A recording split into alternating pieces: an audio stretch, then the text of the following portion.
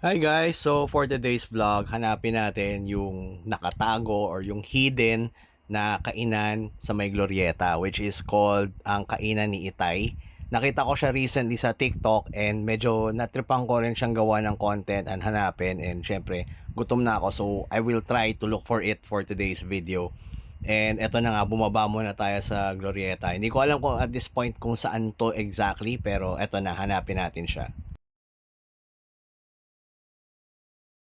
So nagkamali pala ako, hindi pala ito yung Glorieta 4, Glorieta 3 yata to. So akit ako, di pa to na. Okay, so medyo niligaw ako ng concierge. Sabi nila sa kabila daw, pero I was Glorieta 3, ito pala yung Glorieta 4. So ito yung pababa ng basement. So lakad tayo, or wow, tarik. Okay. So sana tama, ito yung basement 1 to eh. Kinonfirm na ni Kuya, dito nga daw. So bababa na tayo dito sa kabilang floor. Here we go.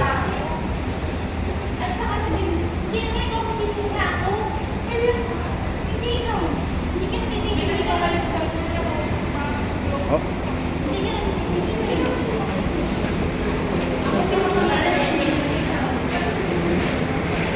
Saan kaya?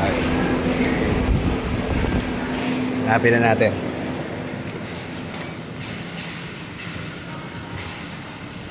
Ang laki rin pala na itong lugar na to. Maliligaw ka nga talaga, ano?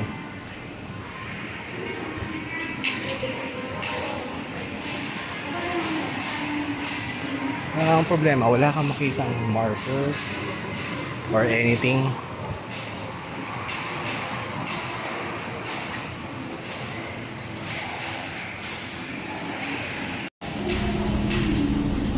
Oh, mukhang may sign. Mukhang ito. Ito na nga kaya yun. Yun, nakita na rin natin sa wakas.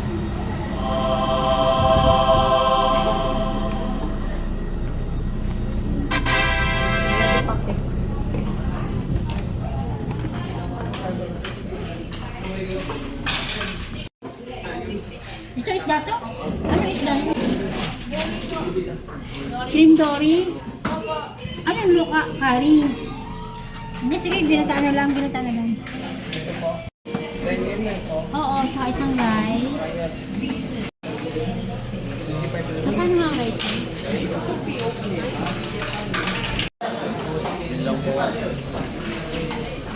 Okay, so 124. Dalawang kanin, pork igado, tsaka coke.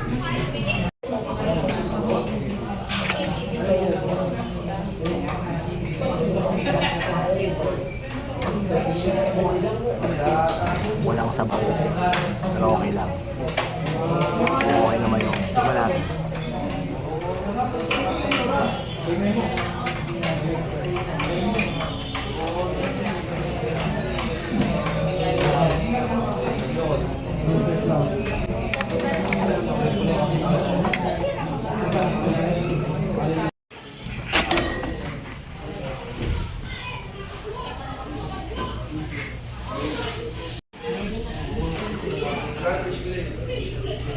So ayun, busog.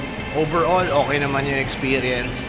Kung kakain ka sa Glorieta tapos medyo tight budget ka, I suggest puntahan mo rin to. Mas malak mo isa lang. Okay naman yung mga ulam nila. Medyo ano yung price, pero again, this is Makati, so in-expect ko naman na yan. Pag kumain ka ng Jolly Jeep, ganun din naman yung presyo. So okay na rin. Yeah, so basement 2, Glorieta 4. Madaling puntahan, madaling hanapin. And hindi rin siya matao and may Gcash din siya, which is a good thing. So yeah, thanks for watching guys, see you in the next vlog.